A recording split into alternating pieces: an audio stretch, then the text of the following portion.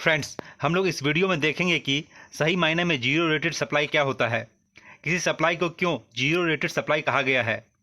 Friends, as you know कि यदि किसी भी गुड्स या सर्विसेज का सप्लाई जिसके ऊपर नील रेट ऑफ टैक्स है या उस गुड्स या सर्विसेज को CGST एक्ट के सेक्शन 11 के तहत एग्जम्पशन मिला हुआ है या वह गुड्स GST के तहत कवर्ड नहीं है, तो उसे एग्जम्प्ट सप्लाई के कैटेगरी में रखा गया है।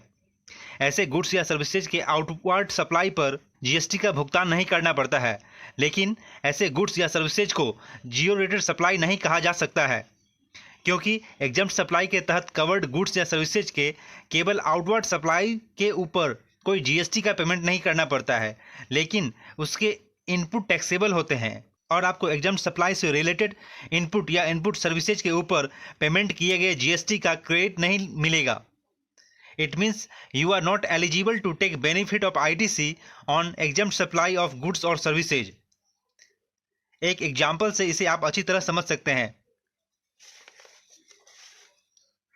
न्यूज़पेपर की सप्लाई को एग्जम्प्टेड सप्लाई के कैटेगरी में रखा गया है। इसका मतलब है कि न्यूज़पेपर्स के सेल पर कोई भी GST नहीं लगेगा, लेकिन न्यूज़पेपर्स को तैयार करने में newsprint, ink, newspaper printing machine, electrical equipments, computers की ज़रूरत होती है। साथ ही factory rent, hiring of goods carrier, godown rent का भी कॉस्टिंग आता है। न्यूज़पेपर प्रिंटिंग कंपनी को न्यूज़पेपर प्रिंटिंग एंड डिस्ट्रीब्यूशन से रिलेटेड गुड्स या सर्विसेज के इनवर्ट सप्लाई के ऊपर GST का पेमेंट करना पड़ता है, लेकिन न्यूज़पेपर कंपनी ने जितना भी अपने इनपुट के ऊपर GST का भुगतान किया है उसका वह इनपुट टैक्स क्रेडिट नहीं ले सकता है, क्योंकि as per law exempt supply के केस में यूज किए गए इनपुट या इनपुट सर्विसेज के ऊपर पे किए गए GST का क्रेडिट नहीं मिलेगा। तो फ्रेंड्स, यहाँ तक आप समझ गए होंगे कि नील रेटेड सप्लाई और एग्जम्प्टेड सप्लाई के केस में आप ITC अवेल नहीं कर सकते हैं।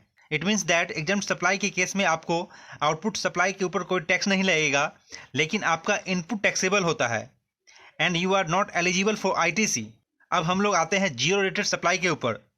तो फ्रेंड्स, किसी भी गुड्स या सर्विसेज के सप्लाई को जीरो रेटेड सप्लाई इसलिए कहा गया है कि जब आप जीरो रेटेड सप्लाई करेंगे तो आपका आउटवर्ड सप्लाई और इनवर्ड सप्लाई दोनों सप्लाई को टैक्स का एग्जम्पशन मिला हुआ है।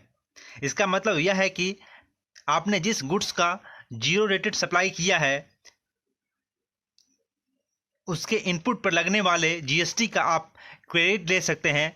साथ ही अनयूटिलाइज्ड इनपुट टैक्स क्रेडिट का आपको रिफंड मिल जाएगा। साथ ही आपका आउटवर्ड सप्लाई के ऊपर भी कोई टैक्स नहीं लगेगा। इस प्रकार जीरो रेटेड सप्लाई का सही मीनिंग यह है कि इस प्रकार के सप्लाई के ऊपर इनपुट कंपोनेंट्स और आउटपुट दोनों टैक्स फ्री होगा। फ्रेंड्स, जीरो रेटेड सप्लाई को IGST एक्ट के सेक्शन 16 में डिफाइन किया गया है। सेक्शन 16 के अनुसार जीरो रेटेड सप्लाई का मीनिंग होता है एक्सपोर्ट ऑफ गुड्स और सर्विसेज और बोथ।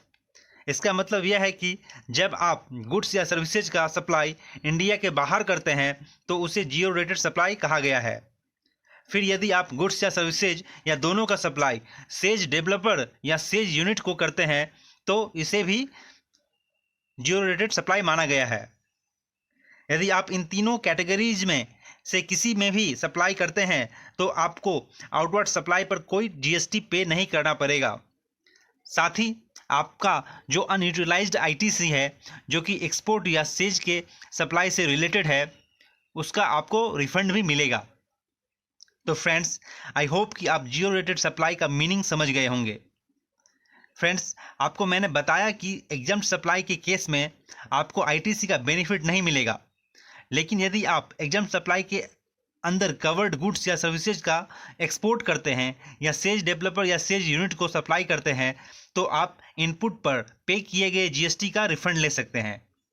इसका मतलब यह है कि आप नॉर्मल केसेज में एग्जम्प्ट सप्लाई से रिलेटेड इनपुट टैक्स का क्रेडिट भी नहीं ले सकते हैं, लेकिन जीरो रेटेड सप्लाई के केस में आप एग्जम्प्टेड गुड्स से रिलेटेड इनपुट टैक्स का क्रेडिट भी ले सकते हैं, साथ ही उसका रिफंड भी ले सकते हैं।